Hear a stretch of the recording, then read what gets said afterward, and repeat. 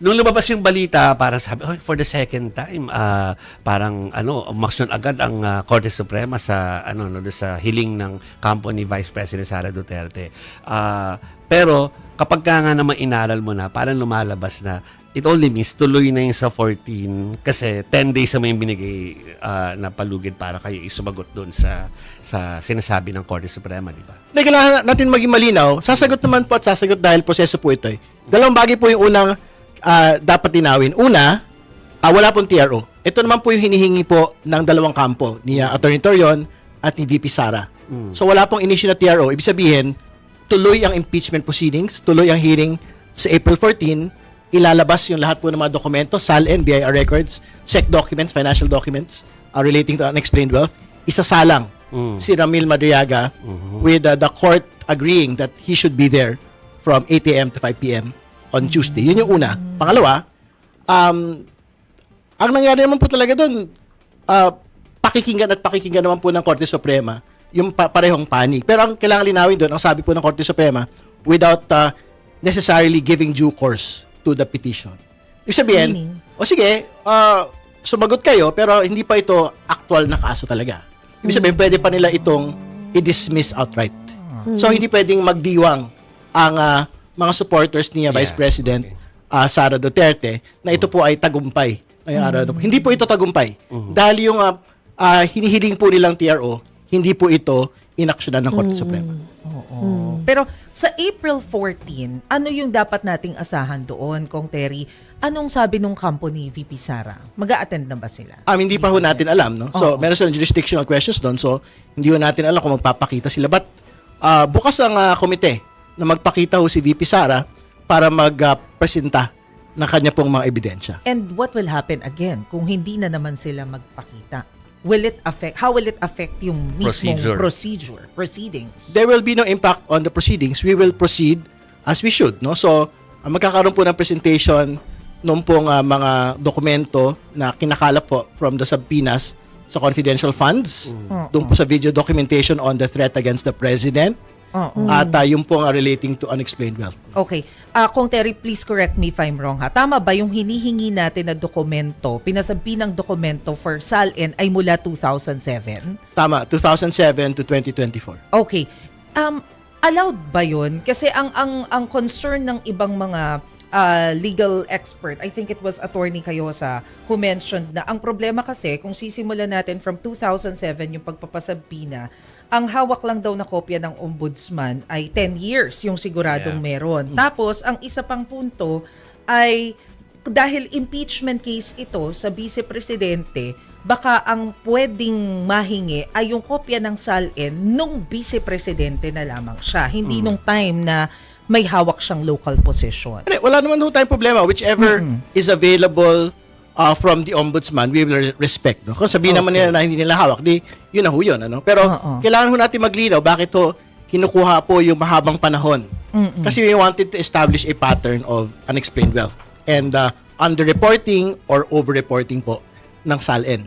Ng atin po nga pangalang Pangulo when she was Vice Mayor, and now as Vice President. Kasi doon naman ho natin makikita yung paglago po ng net worth ng atin po nga pangalang Pangulo. So from 7 million in 2007 to 88 million in 2024. So ibig sabihin, doon natin makikita from the other financial documents na pagka merong hindi talagang malayong-malayo from 88 million, edi underreported yung salary. Hindi ba? Yung mga ganun po. I see. Pero kung halimbawa, nawala na nga palang hawak na kopya yung ombudsman kasi na siya, lagpas siya ng 10 years May iba ba tayong options na pwedeng pagkunan nung kailangan natin na dokumento? Meron naman. I'm quite certain po yung 2016 to 2024, meron naman kopya po yung ombudsman And more importantly, yung po 2022 to 2024, I'm quite certain meron po yung ombudsman kasi sila mismo yung naglabas nun in the last few months.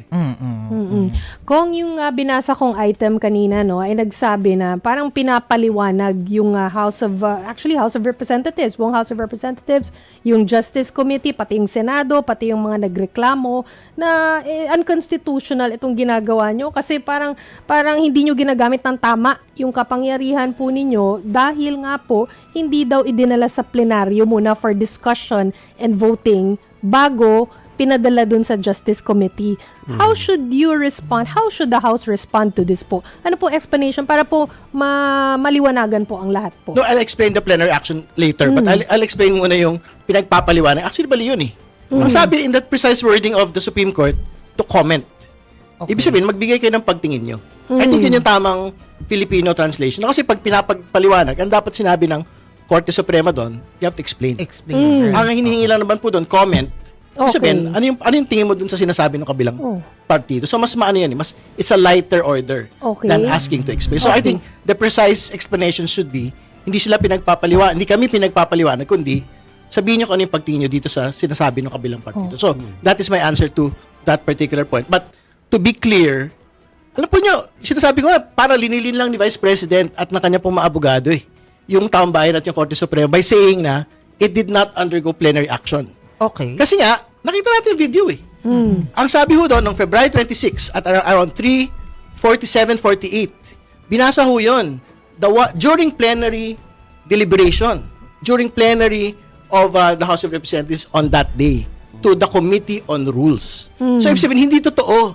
Yung sinasabi ho nung petition po na yun na it was just the Speaker of the House or it was just the Committee on Rules that made the referral to the House Committee on Justice. It was Congress as a body that actually referred it on that day. Oo, malinaw naman po yun. Pero going back to the first point po, no, sabi nyo, nilinaw po ninyo na hindi pinapaliwanag, kundi pinapa-comment. Pinapagpaliwanag.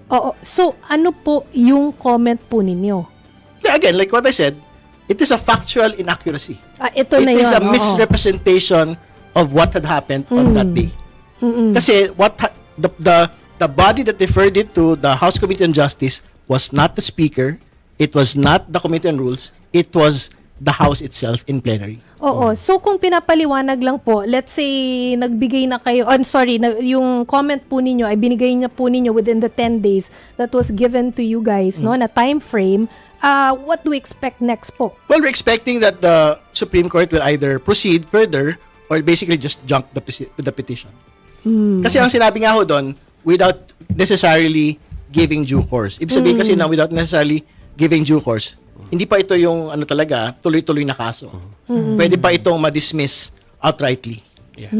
Kung Terry, before ako pumunta doon sa mga possibility o yung mga pwedeng mangyari sa 14, sa April 14, bigyang daan ko lang yung tanong na makulit kasi hindi makulit, kundi paulit-ulit lang tinatanong bakit daw, sa pagbigyan natin yung kasagutan para maging patas tayo. Tinatanong ng mga viewers na ilan na sa panahon ng krisis, bakit impeachment? Ano yung pwedeng isagot doon sa ganong mga pahayag ng ilan sa mga supporters nila? Well, hindi ho, totoong impeachment lang yung ginawa. Kanina ho umaga, may mega panel Right. Ang pinag-usapan po yung krisis sa presyo ng langis, no? Krisis sa supply. So, hindi ho totoo na ang tinutugunan lang po ng Kongreso ay impeachment dahil alimbawa, pinasa po in 2 weeks no ng Kongreso yung pong removal of excise taxes on petroleum products. So, magkakasabay po nga tinutugunan po ng Kongreso yung usapin accountability at usapin po ng economic relief. May kanya-kanyang toka naman talaga yung committee, di ba? Ganun talaga. Pero anyway, so ngayon na may para masagot lang natin yung ibang viewers, Pero punta ako doon kasi nabasa ko nga na binigyan nga ng permit o inutos ng si Madriaga na umappear doon sa Congress from 8 a.m. to 5 p.m. do sa nasabing araw na yon. So, ibig sabihin na siya yung mauunan yung tatalakayin kesa do sa mga hiningi ninyong mga dokumento na tax at saka SALN. Ang nakatakda po talaga sa araw po na yun yung confidential funds misuse, no? Okay. So, masasalang talaga si Mr. Madriaga doon dahil yung kanyang relevance to the entire case is on confidential funds misuse. Supposedly, from the OVP personnel, isa daw siya sa mga nakatanggap ng pong mga duffel bags at binigay dun sa kung sino man hong tao. So, I think that would be the narrative thread for Mr. For him. Madriaga. So, that entire day will be devoted probably on confidential funds, including Mr. Madriaga. So, if we have more time, then we can proceed to Doon sa iba. unexplained wealth or to the threat against the president. Nasa ang punto na ba tayo, Congressman? So, April 14, tatalakayin natin yung confidential funds, bubusisiin kung anong alam ni Madriaga, and then after that, ano yung magiging kasunod? Ang susunod doon, I think, yung threat against the president, the first lady, and the former House Speaker. At panghuli yung unexplained wealth. Okay. So, bago makapagdesisyon na maipasa sa Senate for trial, gaano pa yung katagal? Yan. So, pagka nabitin po yung tatlong mga pagdinig pa ho, no? Magdidesisyon po yung komite to have another set of hearings through May. Okay. No? So, okay. and then, pagka talagang tapos na, then we will vote kung meron bang probable cause and then make a report to the plenary for the plenary to adopt. So, ano po yung nakikita nating possible timetable? I think around the middle of May Oo. or end of May, dapat nakapagbotohan na po sa plenaryo. Kung tatawid po ba papuntang Senado ito po impeachment na ito o matatapos po ito sa Kongreso. Kung itong 1-year bar rule, no, ay palaging nabibring up at mukhang may kalituhan pa rin around this issue. Ipaliwanag po nga natin sa kanila kung ano ba talaga, nalabag ba talaga yung 1-year bar rule? Bakit hindi nalabag? Ano pong problema po dito? Sa totoo lang ho talaga panggulo talaga yung petition na ito eh. Yung kasi una binanggit ko na sa plenaryo. Walang katotohanan, it is not based on facts. Secondly, ganun na naman po ditong 1-year bar rule. Linilin lang na naman po yung Korte Suprema at yung publiko kasi nga yung pong 1-year bar rule, umiiral po ito pag kami na-refer na po from plenary to the House Committee on Justice, no? So nangyari ho yun eh. Hindi ba? So meron na actual referral. Gusto nilang sabihin kasi nung sinet aside po yung isang petition tapos may nag-withdraw na yung dalawang na unang petition, nag-set in na dapat yung 1-year bar rule noon. And therefore, dapat yung ikatlo at ikaapat, hindi na daw dapat pinansin ng komite. Parang sila lang yung nag-imbento ng ganun teorya eh. Una, wala yun sa Constitution, wala yun sa impeachment rules, wala rin yun dun sa jurisprudence ng Duterte versus House, no? Kasi nga, ang sinasabi ho ng Duterte versus House, yung House Committee on Justice nga yung talagang may poder para magtiyak kung ano ba yung basurang complaint, ano ba yung okay na complaint na dapat pong tumawid. Kasi nga, pag ganun ho yung posisyon nila, pag nagbasura ng kahit anong basurang complaint, wala na hong tatakbo nga impeachment sa Pilipinas. Hindi ba? So, malabo ho talaga yun. Yung ganun pong paliwanag. Kaya ang sinasabi ho namin, kung yan yung dalawang bagong mga bala nila, parang dapat outrightly ibasura po ng Korte Suprema yun. Mga laging ini-involve po ang Supreme Court po, no, sa mga, matters of the House. So ano po talaga, hanggang saan ang kapangyarihan ng matters of the House, especially in terms of impeachment? At kailan papasok dapat yung Supreme Court? Well, again, nagsabi ho in Duterte versus House, no, in that previous impeachment case, ang sabi ho, very specific yung sinabi ng Korte Suprema, they will not intervene if the House had already made a determination in form and determination in substance. Nandito na ho tayo ngayon. You're trying to determine. So, ibig sabihin, kasi talagang supreme yung Congress on this particular constitutional power. Yes. Hindi daw sila manghihimasok sa bahagi po na yun. So, Okay. yan ho yung inaasahan natin at panghahawakan po ng Kongreso moving forward. So, hindi siya Sarah's Court. Sabi ni Congressman De Lima. Well, siyempre malaya naman po siya Congressman De Lima na magbigay ng kanyang pagtingin. So positive po tayo na magtutuloy-tuloy po ito. Ako po ang tingin ko, dahil walang TRO today, I'm quite certain walang TRO bukas. So magtutuloy-tuloy po yung proseso sa mga susunod pong linggo. So mailalatag po lahat ng ebidensya, mailalatag po lahat ng mga dokumento.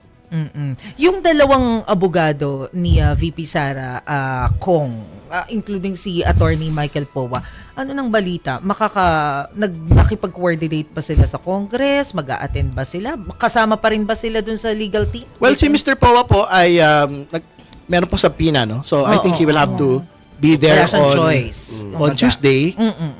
Siya din naman ho nagsabi din mismo that he will not invoke yung client confidentiality. Yes. Tapos sabi niya na talagang sasabihin lang niya kung ano yung talagang alam niya. So gagalangin ho natin yun in the event that he is there. But I think Attorney Poe should also explain to the public kasi pumirma siya doon sa petition eh.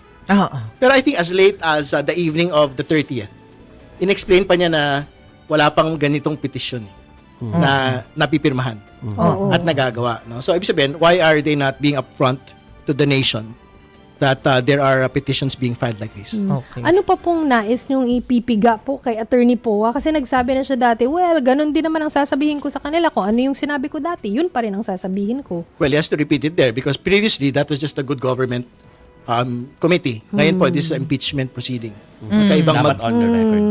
Magkaiba po yun. So, ibig sabihin, if he will restate it, edi okay. Salamat. He did not contradict himself. So, on Tuesday, ang aasahan po natin, Madriaga, Attorney Poa, sino pa po? Yung po nga mga may hawak ng MACOA Okay. documents, may no? tawag O sila, na confidential funds. Okay. So they will have to reaffirm yung pong paghawak po nila ng mga dokumento pong ito. At pangalawa, yung pong congressional record ng Good Government Committee. Okay. So yun basically yung mga documents naman na are relevant po to confidential funds. Okay. Congressman Terry Redon, thank you for joining us ng live na live dito sa studio, ano, at syempre kami magko-cover sa Tuesday kung ano man na magaganap doon. And sana sagutin mo kami ulit pag kami clarificatory questions kami kinagabihan. Thank you for joining us. Maraming salamat.